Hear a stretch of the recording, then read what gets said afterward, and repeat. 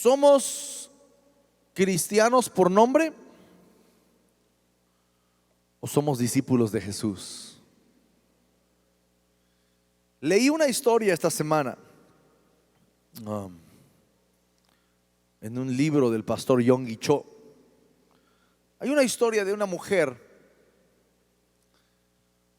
que al final de sus días fue una prominente política y evangelista en Corea del Sur. Pero esta mujer había empezado su vida y su trayectoria política en Corea del Norte, bueno, cuando todavía eran una sola Corea. Finalmente vino la revolución, ¿verdad?, la guerra civil, y el comunismo tomó la parte norte de Corea. Y como ustedes saben, el comunismo, de las primeras cosas que atacan es, primero, los opositores y segundo, a los cristianos. Y esta mujer cabía en las dos casillas, ¿verdad? Así que pensó en huir del país hacia el sur, hacia Corea del Sur. Se disfrazó con la ropa más vieja que tenía, agarró una carretilla y salió disfrazada de vendedora ambulante.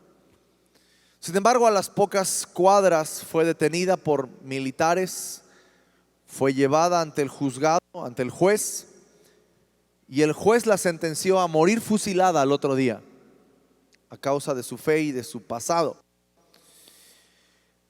Estando en el calabozo, medio durmió, despertó al otro día y un joven soldado fue a sacarla para llevarla a fusilar. Y empezaron a caminar monte arriba. Empezaron a caminar monte arriba, en donde finalmente ella sería fusilada. Y en el testimonio esta mujer cuenta que mientras ella iba caminando, ella se dio cuenta que por más que habría pasado su niñez en una iglesia y había crecido con ideas cristianas, realmente no estaba segura de su salvación. Realmente no sabía su destino eterno. Y no podía decir que había sido fiel al Señor. Así que mientras iban caminando monte arriba, dice que esta mujer empezó a orar y empezó a decir: Señor, perdóname, te entrego mi vida. Señor, me dirijo hacia mi muerte. Por favor, toma mi vida y llévame a tu presencia. Y esta mujer cuenta que en ese momento ella sintió una paz y al mismo tiempo un gozo. Y empezó a cantar. Y empezó a cantar los himnos que ella había escuchado de niña. Seguro algunos han escuchado el himno: Oh, qué amigo nos es Cristo. Él llevó nuestro dolor. Y Él nos manda a que llevemos todo a Él en oración. Y empezó a cantar este himno y empezó a traer gozo en su corazón. Y el joven soldado se enojó y le decía: mujer, cállate, vamos, sigue subiendo. Sigue subiendo. Y ella empezó a cantar. Algo vino sobrenatural sobre ella. Empezó a cantar los himnos que podía recordar. Se acordó de toda la letra milagrosamente y empezó a cantar aquel himno. Finalmente, mientras el joven llegaron a la cima y empezó a cavar la fosa en donde iba a fusilar a esta mujer, que finalmente sería su tumba, ella seguía cantando. El joven ya estaba enojado, este militar estaba enojado acerca de los cantos de esta mujer. Empezó a cantar, ella seguía cantando: oh, bendita seguridad de salvación, Cristo es mío y tengo una probada de la eternidad. Y finalmente, ¿verdad?, ya el joven terminó de cavar la fosa y le dijo: ¿tienes unas últimas palabras? La bajó a la fosa. Sí, dijo la mujer. Tengo que decirte que es muy probable que tú hayas notado que en el camino de su vida algo cambió en mí. Y es que entregué mi vida a Cristo realmente. Y ahora tengo la seguridad de que después de que me pares, voy a ir a una eternidad con Cristo Jesús. Así que si me permites, le dijo esta mujer, mi última petición es que me dejes orar por ti. Entonces, esta mujer oró por este joven. Ya el joven había vendado los ojos de esta mujer, la había bajado a la fosa Esta mujer oró por este joven. Cuando terminó de orar, dijo: ok, ya terminé, puedes disparar ahora. Y no disparó. Dijo la segunda vez: ok, ya terminé, ya dije amén, ya puedes dispararme. Y otra vez no hubo disparo. Pero la tercera vez que ella dijo: ya puedes dispararme, ya terminé de orar, ella escuchó llorar a este militar. Se puso de pie, todavía con los ojos vendados. El militar bajó a la fosa con ella, le quitó la venda de los ojos y le dijo: cuando tú estabas orando por mí, recordé cómo mi madre oraba por mí. Y cuando iba a disparar, vi en espíritu a mi madre en ti. No puedo dispararle a mi madre, por eso no pude disparar. Le dijo: así que ahora voy a disparar al aire, y cuando dispare al aire quiero que huyas hacia las montañas. Y ella dijo: no, porque si yo huyo, tú vas a morir.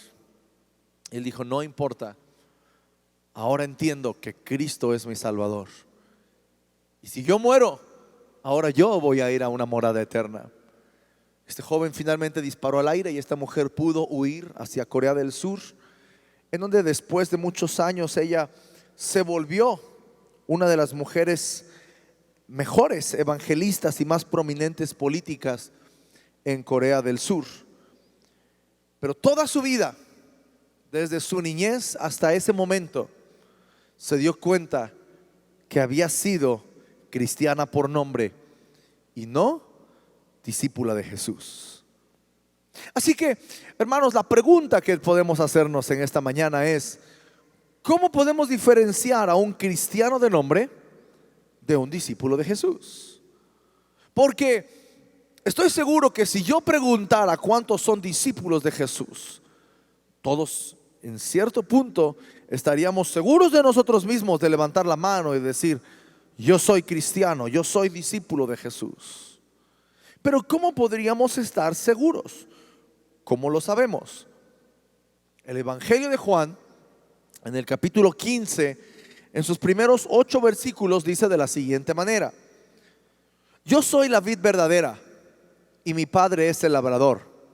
Todo pámpano que en mí no lleva fruto lo quitará, y todo aquel que lleva fruto lo limpiará para que lleve más fruto. Ya vosotros estáis limpios por la palabra que os he hablado. Permaneced en mí y yo en vosotros. Como el pámpano no puede llevar fruto por sí mismo si no permanece en la vid, así tampoco vosotros si no permanecéis en mí. Yo soy la vid, vosotros sois los pámpanos. El que permanece en mí y yo en él, este lleva mucho fruto, porque separados de mí nada podéis hacer. El que en mí no permanece será echado fuera como pámpano y se secará, y lo recogen y lo echan en el fuego y arden. Versículo 7: si permanecéis en mí y mis palabras permanecen en vosotros, pedid todo lo que queréis y os será hecho. Lea el versículo 8 conmigo, por favor. En esto es glorificado mi Padre, en que llevéis mucho fruto y seáis así mis discípulos. Así que, ¿cómo podemos diferenciar entonces a un cristiano de nombre y a un discípulo del Señor Jesús? Al leer este pasaje y hacer énfasis en este versículo 8, la Nueva Versión Internacional lo dice de esta manera: mi Padre es glorificado cuando ustedes dan mucho fruto y muestran así que son mis discípulos. La vid es una planta muy interesante. Al ver la vida de la vid, esta planta que da uvas, podemos aprender mucho y aplicarlo a nuestras vidas. La vid es una planta que tarda en crecer, y ya adulta da 2 tipos de sarmientos: unos que dan fruto y otros que no. Los que no van a dar fruto se cortan desde el ras para que no vuelvan a brotar ni quiten fuerza a la planta. Ahora, Ayer me dediqué un poquito a investigar un poquito más de la vid, de la planta como tal. Algunos que siembran en España y bueno, la región de Querétaro, la región de Baja California, son tierras donde se da mucho la vid. Y usted puede entrar a internet, a YouTube, y buscar ahí cuidados de la vid. Viendo ahí varios videos y viendo varios cuidados, me encontré un video por ahí de un hombre que le había plantado uva a su vecino. Y este hombre, que era el labrador, había plantado la uva un año antes y un año después había venido a ver cómo iba el crecimiento de la planta. Y lo que me llamó la atención es que desde pequeña la planta empieza a brotar y es levantada de una manera, vamos a decirlo, lenta y débil. Pero desde el primer año que empiezan a hacer la planta, nacen entre 2 y 3 ramitas por planta. Y lo que el labrador hace es que al visitar la planta, evalúa cuál rama está más fuerte. ¿Cuál rama? Fíjese que todavía ni siquiera estamos hablando de fruto aquí. Estamos hablando del crecimiento y la fortaleza de la planta al principio. Y al crecer entonces lleva estos 2 sarmientos, ¿verdad? Estas 2 partes. Y finalmente el labrador dice, este lado es el que me va a dar fruto.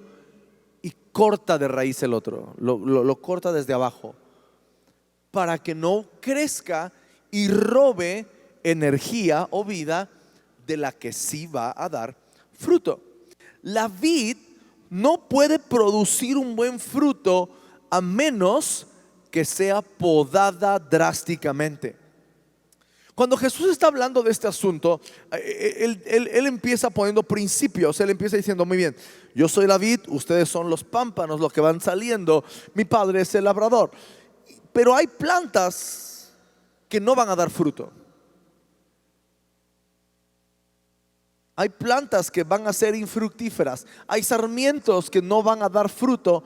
Y esos sarmientos necesitan ser cortados. Jesús está diciendo que sus seguidores pueden ser como una vid.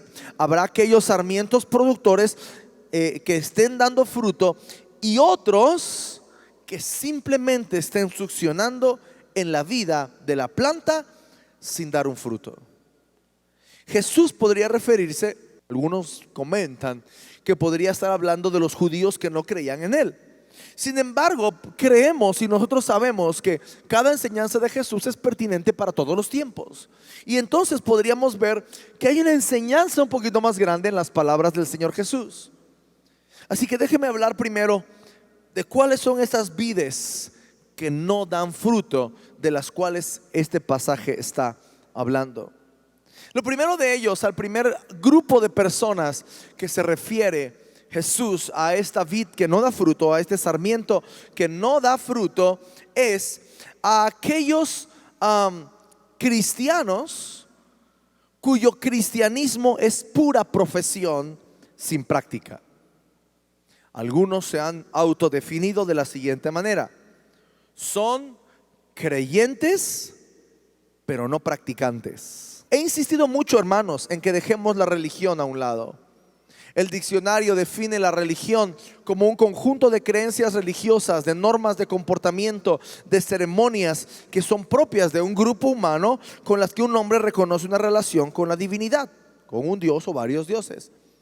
Así que si nos reducimos o nos quedamos en este primer grupo, vamos a ser pámpanos sin fruto. Vamos a ser gente que venga, que tenga la forma, que tenga el conocimiento, que tenga el lenguaje, que se siente, que asista, que sea un número, pero sin fruto.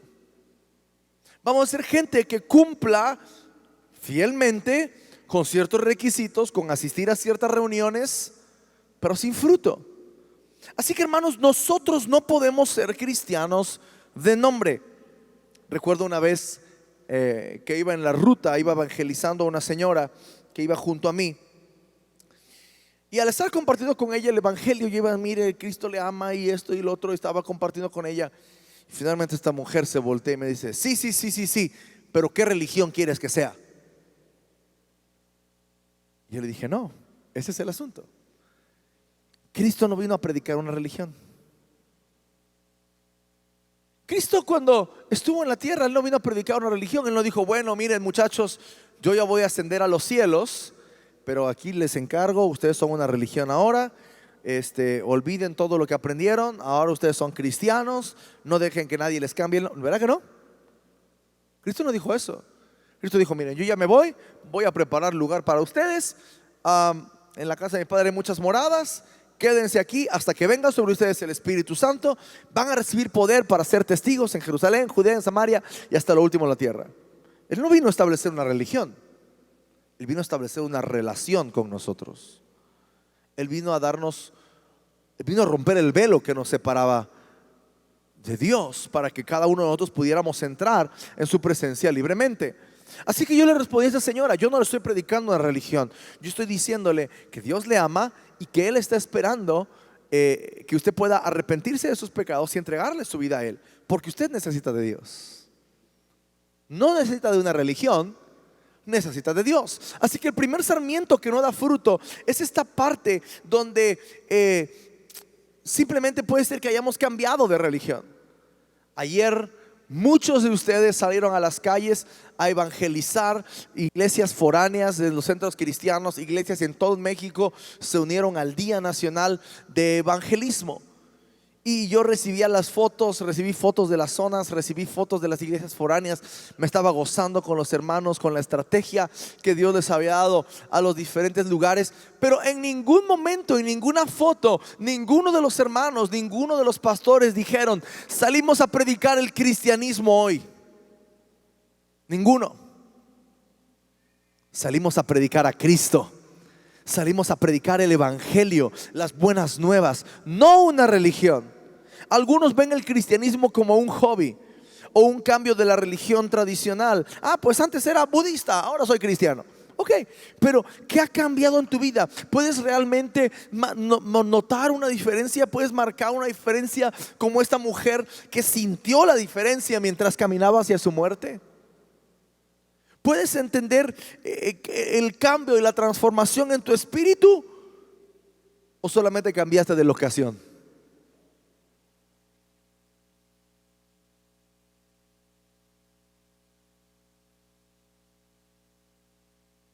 Número 2. Este está un poquito más fuerte. Estaba pensando en cristianos inútiles. ¿A qué me refiero con esto? Pámpanos con muchas hojas, pero sin fruto. Podemos, hermanos, estar envueltos en muchas actividades. Podemos estar envueltos en muchas actividades. Parecer muy frondosos, pero si le buscan, no hay fruto. El activismo religioso puede ser muy peligroso también. Nos aleja de nuestro llamamiento y de nuestro propósito. Lunes voy a la oración, martes tengo mi grupo familiar, miércoles voy a la zona, jueves voy a un ministerio, viernes voy a otro ministerio, sábado tengo ensayo con la alabanza, el domingo vengo al culto. Ok, tienes un montón de hojas, pero ¿dónde está el fruto? No es malo, estás vivo, estás verde, estás frondoso, pero no hay uvas, no hay fruto. Entonces este segundo grupo, ¿verdad? Lo podríamos comparar con un grupo que no tiene buena fama en la Biblia, pero era lo que hacían. Guardaban que se respetara la ley. Los fariseos. Los fariseos conocían la ley de tapa a tapa, y ellos estaban supervisando. A ver, el día de reposo es el día de reposo, vamos a guardarlo. A ver, ¿por qué no estás ofrendando tú esto? ¿Por qué no trajiste esta ofrenda completa de acuerdo a la ley? ¿Por qué no estás haciendo esto? Estás haciendo esto mal. Cuidando mucho la actividad, mucho lo terrenal, pero sin fruto. Podemos estar envueltos en un montón de actividades cristianas, campamentos, encerrones, veladas y todo lo que la iglesia tiene y ofrece. Es un montón de hojas. La palabra dice que en toda labor hay fruto. ¿Ok? Toda labor hay fruto. Pero ¿qué fruto es el que Dios está esperando de nosotros? Porque podemos ser muy frondosos, muy verdes, muchas hojas, pero sin fruto. Necesitamos el fruto. Número 3. Y este tercer grupo son aquellos cristianos que vuelven atrás, que se vuelven apóstatas, que oyeron el mensaje, lo aceptaron y después lo abandonaron, convirtiéndose en traidores al maestro que habían prometido servirle. Creo que todos conocemos a alguien así, que estaba y ya no está, que se apartaron de la fe por tonterías o niñerías, no sé, o tal vez fue algo serio, pero entonces su fe no estaba en Dios, su fe estaba en los hombres o en las situaciones. Muchos de los que se han apartado dicen: ay, es que son muy duros, son muy legalistas, no me permitieron hacer esto, no me permitieron hacer lo otro. Bueno, si quieres que consintamos el pecado, creo que no estás en el lugar adecuado. No, pero es que Dios me ama así. Sí, pues sí, Dios ama al pecador. Y muchos se apartaron y mezclaron la fe cristiana con el mundo, al grado de que ya no los podemos distinguir. Y la pregunta que podríamos hacernos en este punto es: ¿podrá distinguirnos el mundo? En la mañana, no voy a hacer el comercial, pero en la mañana ahí donde estaba yo sentado, delante de mí había una hermana que decía: soy distribuidora de, y una marca, ¿no? Y así yo dije: oye, la hermana viene bien orgullosa de su trabajo. Y gloria a Dios, es su trabajo, es su provisión. Pude identificar qué marca era fácilmente, pero eso me dejó pensando: ¿podrán identificarnos a nosotros? Porque no tenemos una vestimenta oficial, ¿no? No tenemos una vestimenta oficial. Nuestro carro puede tener un pescadito, pero a veces es más cristiano el carro que el que lo maneja. ¿Cómo pueden identificarnos? ¿En nuestro trabajo saben o sabrán que somos cristianos? ¿En nuestra escuela? Bueno, ¿en nuestra casa?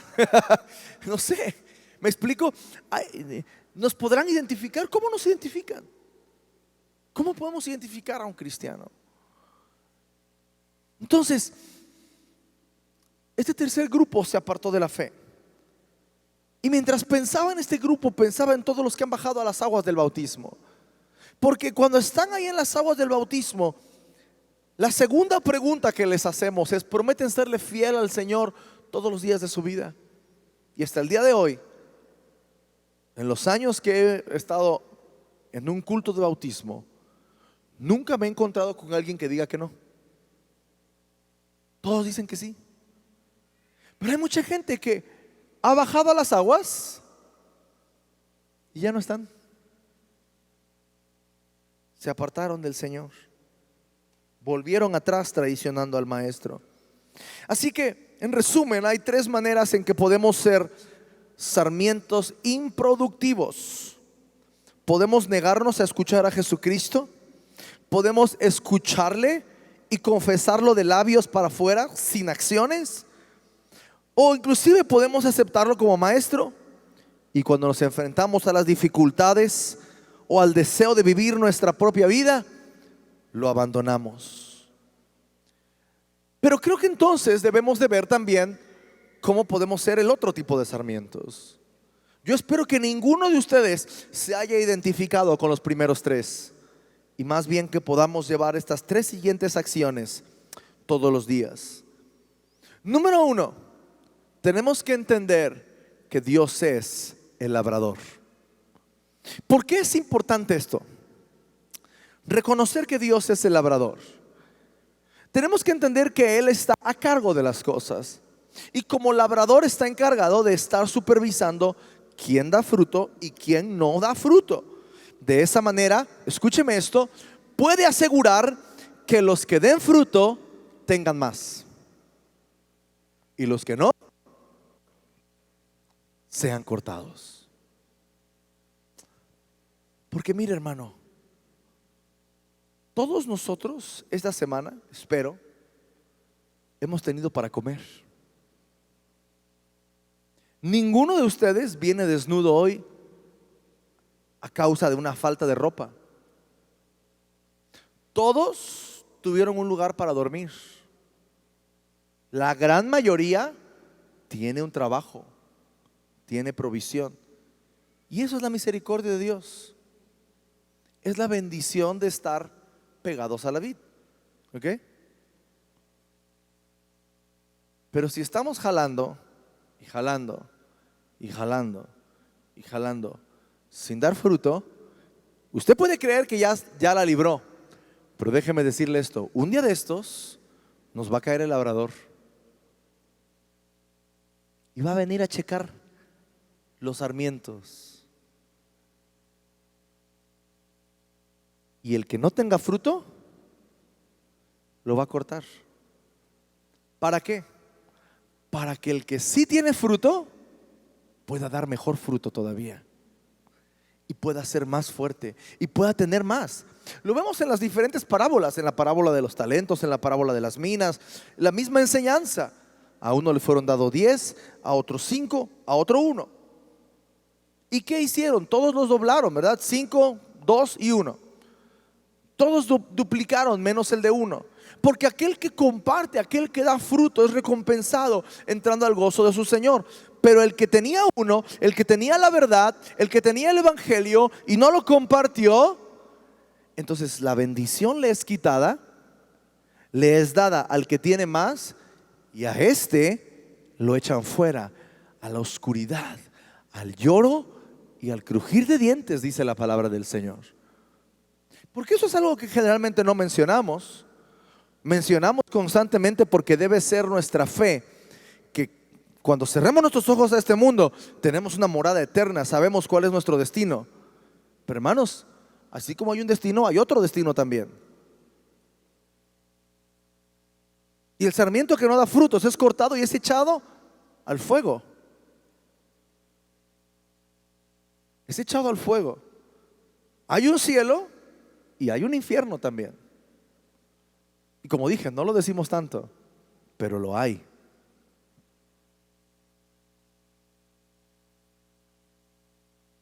Y los sarmientos que no dan fruto son echados fuera, al lloro y al crujir de dientes. Así que, hermanos, ¿por qué es importante este primer punto de reconocer que el Padre es el labrador? Porque entonces sabemos a quién le rendimos cuentas. ¿A quién le rendimos cuentas? No rendimos cuentas a los hombres. Mire, usted no compartió el evangelio ayer, ¿verdad? Los que salieron con su zona a evangelizar no salieron para quedar bien con el pastor, para quedar bien conmigo, para quedar bien con su líder de grupo familiar. Ustedes salieron para dar fruto y para que el labrador encuentre fruto en ustedes. Por eso es importante reconocer este primer punto. Dios es el labrador. Cuando entendemos a quién le damos cuentas, nuestra perspectiva cambia. Porque entonces, ¿verdad? Usted puede decir, pues el pastor, ¿qué sabe? El pastor ni va a preguntar si salimos ayer o no. Y es más, si pregunta, voy a levantar la mano y él no sabe si es verdad o no. No, yo no, pero Dios sí. Y Él es el labrador. Yo no. Yo soy un pámpano más, hermanos. Ni siquiera soy la vid, no, por favor. La palabra es clara. Jesucristo dijo, yo soy la vid y ustedes los pámpanos. Y el Padre es el labrador. Yo soy un pámpano más. Dios también va a venir conmigo a checar si yo tengo fruto. ¿Me explico? O sea, me predico a mí mismo también. No es como que ahí háganse bolas, hermanos, ahí les va el asunto y ahí. No, no, no, es parejo el asunto porque yo también soy pámpano. Y reconozco que mi responsabilidad no es con ustedes, hermanos. No es con el pastor Jacobo. Es con el labrador. Es con el pastor de los pastores. Con él es mi responsabilidad. y la suya también. Así que es importante reconocer que Él es el labrador, porque entonces cuando usted venga y de repente ve como que ya le están empezando a cortar, no es un ataque del enemigo, es tal vez el labrador cortándolo de la vid. Tengamos cuidado y atención, porque un día esto nos va a caer el labrador. Él nos limpia para que podamos llevar más fruto. Ayer encontré un pequeño video como de 20 minutos, pero les corté como 10 segundos, hermanos. Pero esto tiene una explicación muy sencilla. Si nosotros queremos unas uvas más grandes, aparte de que en lo ecológico lo normal son tamaños más reducidos, tenemos que ir haciendo podas. O sea, podas me explico, quitar ramilletes. ¿Vale? Por ejemplo, Quiero este que de aquí, pongan atención poco también a la productivo, madera, se tendría que hermanos. quitar. Ahorita les voy a decir Si por esto lo qué. hacemos, la planta puede dedicar muchas más energías a estas de aquí y las hace más gordas. Mirad qué uvas. La verdad es que son pequeñitas, pero esto tiene una explicación muy sencilla. Si nosotros queremos unas uvas más grandes, aparte de que en lo ecológico lo normal son tamaños más reducidos, tenemos que ir haciendo podas. O sea, podas me explico, quitar ramilletes. ¿Vale? Por ejemplo, este de aquí, que es poco productivo, pues se tendría que quitar. Si esto lo hacemos, la planta puede dedicar muchas más energías a estas de aquí y las hace más gordas. Mirad qué uvas. Muy bien. La Entonces, verdad es que vea son cómo pequeñitas, este pero esto hombre tiene una explicación. se pierde un poquito entre el acento y el sonido del video. Pero este hombre tiene esta vid. Y él está señalando que estas primeras uvas tienen un buen tamaño, pero podrían crecer más. Dice, si yo quiero que estas crezcan, ¿qué tengo que hacer? Cortar estas de este lado, pero también son uvas. ¿Pero vio el tamaño? Son chiquititas. No tienen la fuerza, no tienen la capacidad. Tiene que podarlas. Y tiene que podar hojas, tiene que quitar hojas y tiene que quitar un montón de cosas para que las uvas puedan crecer más fuertes. En palabras de este hombre, las hojas deben ser removidas si queremos más fruto. Escúchame, hermano. Gracias, hermanos, por el video. Ya lo pueden quitar. No importa qué tan frondoso te puedes ver. Si no hay fruto, no sirve de nada. Podemos tener muchas obras, pero si esas obras son sin fruto, no sirve de nada. Así que la clave del éxito en nuestras vidas es el fruto. Número 1, entonces, reconocer al Padre como el labrador. Número 2, permanecer en Él. De acuerdo a la palabra de Juan capítulo 15, dice, si ustedes permanecen en mí y mis palabras en ustedes, entonces van a poder llevar mucho fruto. En nuestro esfuerzo no vamos a poder lograr nada. El Salmo dice que aunque nos levantemos de madrugada y vayamos tarde a reposar y comamos pan de dolores, no logramos nada si Jehová no edifica la casa, si Dios no está con nosotros. Tenemos una enorme bendición, hermanos. Yo quiero que usted empiece a apreciar esto, y es que tenemos a un Dios cercano. Tenemos a un Dios cercano. No tenemos a un Dios lejano que tengamos que hacer 10,000 ritos diferentes para poder medio verlo ni medio sentirlo. No, Dios está aquí. Él está en este lugar. Donde hay 2 o 3 reunidos en su nombre, ahí está Él. Dios es un Dios cercano. Entonces, sin embargo, muchos se alejan de Él, lo niegan y se disfrazan de otros nombres y modernismos cristianos. Pero aquí en la palabra del Señor que leímos, dice que nosotros tenemos que permanecer en Él. Escuche esto, hermano. No dice que Él tiene que hacer el esfuerzo de acercarse a nosotros. Dios ya hizo lo que tenía que hacer. Él envió a Jesús a morir, a sufrir, a ser golpeado, a ser escupido, a recibir las burlas, a ir a la cruz, a derramar hasta la última gota de su sangre para que nosotros pudiéramos tener vida eterna. Él ya hizo lo que tenía que hacer. Él, escuche esto, hermano, porque tal vez usted ha pensado de otra manera, pero Él no necesita de nosotros. Apocalipsis 3:20 dice, aquí estoy a la puerta y llamo. Y si alguno oye mi voz y abre la puerta, entraré y cenaré con él y él conmigo. Y sabe que alguna vez escuché a un hombre mientras estaba diciendo este versículo decir, ay, ábrele la puerta a Jesús. Está solito afuera. Tiene frío. Tiene hambre. Quiere cenar contigo. Ábrele la puerta. ¿Qué es eso? ¿Acaso Él no es Dios? No, hermanos, los que estamos desnudos, con frío y hambrientos somos nosotros. Los que estábamos en perdición somos nosotros. ¿Sabe quién es el que está tocando la puerta? Es la visita del rey. El rey vino a tocar tu puerta. Él no te necesita, Él no me necesita. Por ahí, en medio de un montón de cosas, en lugares, iglesias, se predica a un Cristo que necesita de los hombres, a un Dios que no sobrevive sin nosotros. Hay una canción muy famosa que en inglés dice: no querías el cielo sin nosotros, por eso nos viniste a rescatar. Eso no tiene sentido. Él no necesita de nosotros, él está en el cielo, y si el que quiere va para allá y el que no va para el otro lado, y se acabó. Él no necesita de nosotros. Somos nosotros. Escuche la palabra: si ustedes permanecen en mí. Somos nosotros los que tenemos que hacer el esfuerzo de permanecer en Él. Y cuando permanecemos en Él es que podemos llevar fruto. Cuando estamos conectados a Él, estamos recibiendo la savia, estamos recibiendo la vida. Pero si estamos recibiendo y recibiendo y recibiendo y recibiendo sin fruto, vamos a ser cortados. Vamos a ser cortados. Tenemos que permanecer en Él para dar. Fíjese que el versículo 6 dice: el que en mí no permanece será echado fuera como pámpano y se secará, y lo recogen y los echan en el fuego y arden. Les dije que pusieran atención a la madera, porque la madera es diferente. Si se dieron cuenta, no es una madera compacta. Es una madera muy porosa, muy fibrosa. Inclusive el pueblo de Israel tenía alguna costumbre o ley de que cada tanto tenían que llevar madera para que el continuo sacrificio, para los sacrificios, ¿verdad?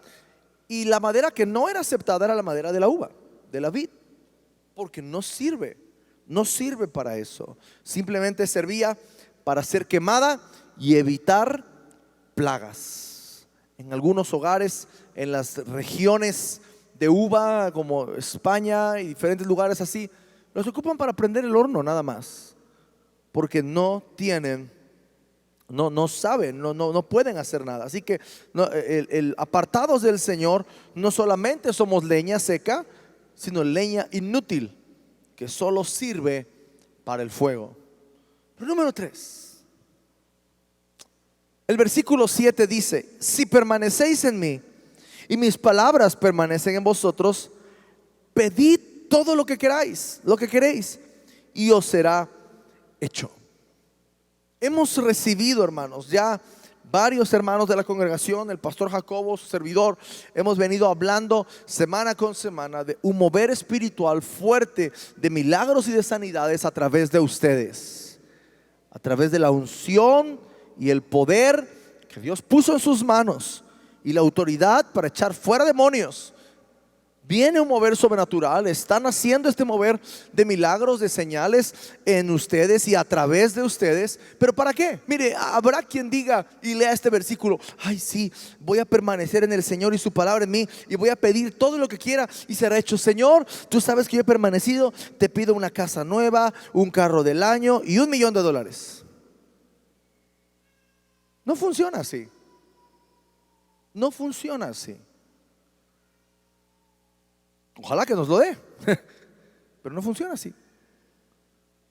Porque Dios da con un propósito.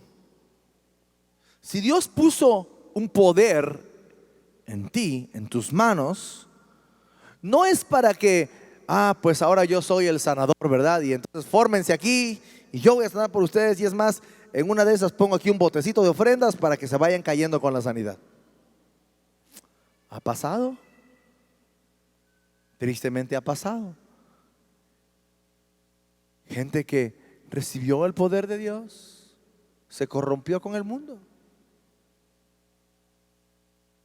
¿Sabe para qué viene ese poder milagroso de Dios?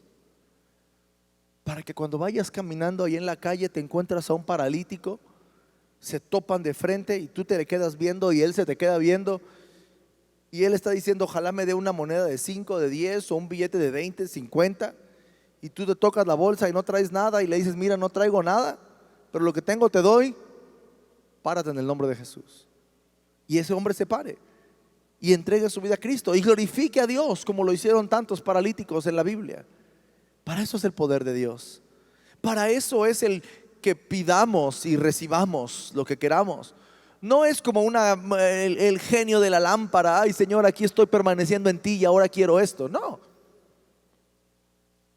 Lo que recibimos de Dios es para ser testigos. El poder que viene de Dios es para ser testigos. El poder milagroso que viene es para ser testigos. No es para tener una campaña de sanidades aquí local y todos sentir bonito de que pudimos orar por alguien.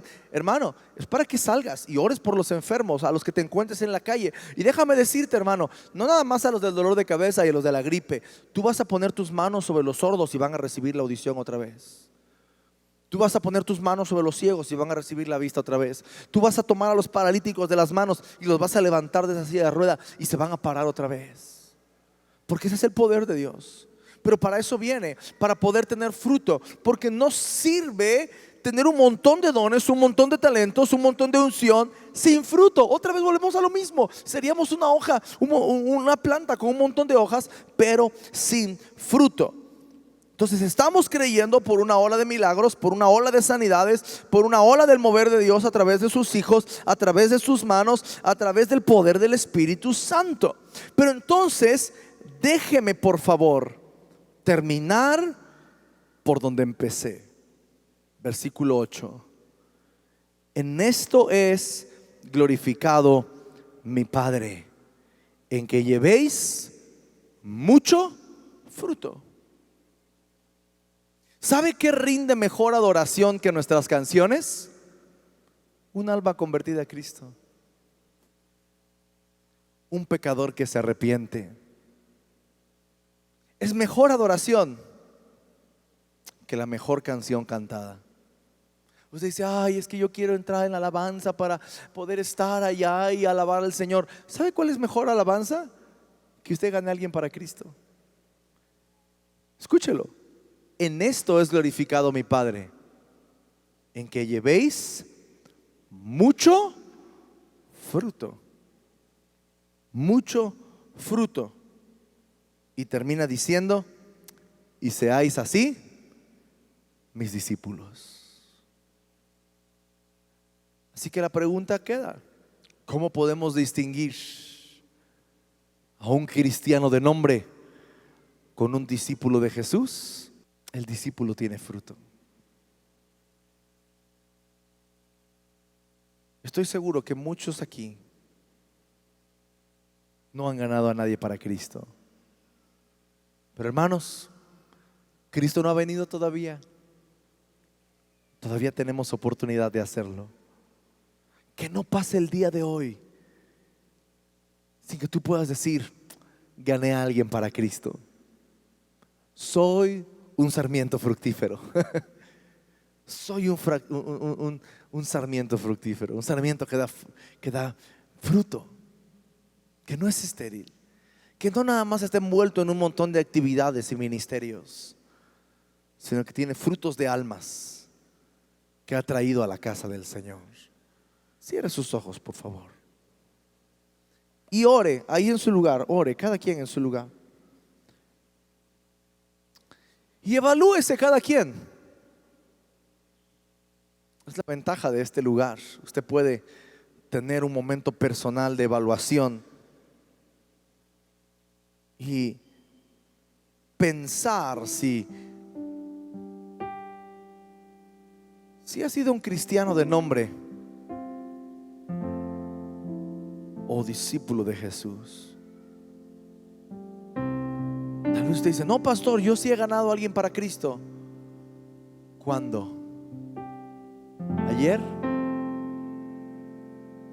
¿O hace 3 años? ¿O hace 5 años? Hay una parábola, ¿no? Donde Jesús llega a buscar fruto y no hay. Bueno, el granjero llega a buscar fruto y no hay.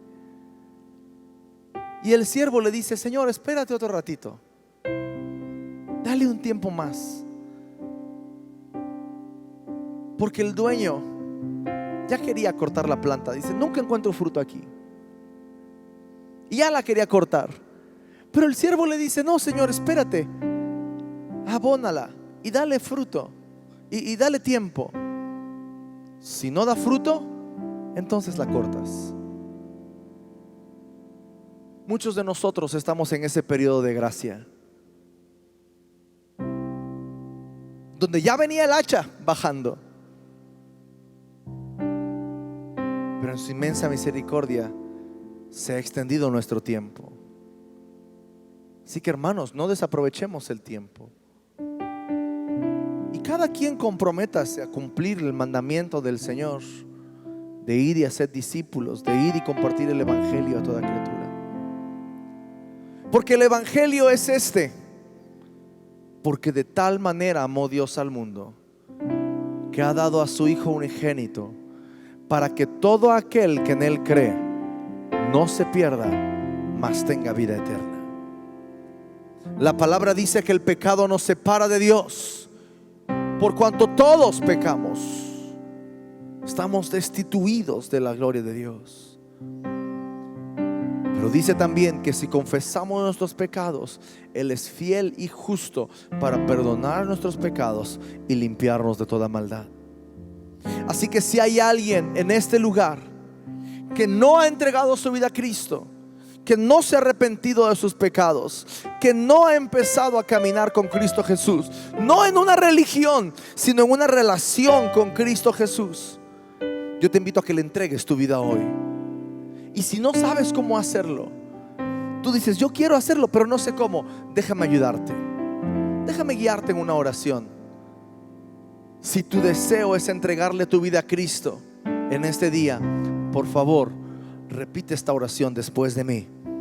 Di conmigo: Señor Jesús, esta tarde te doy gracias por tu gran amor. Gracias por dar tu vida por mí. Padre celestial, te entrego mi vida. Sé mi Señor, sé mi Salvador. Perdona todos mis pecados y hazme una nueva criatura. En el nombre de Jesús. Amén.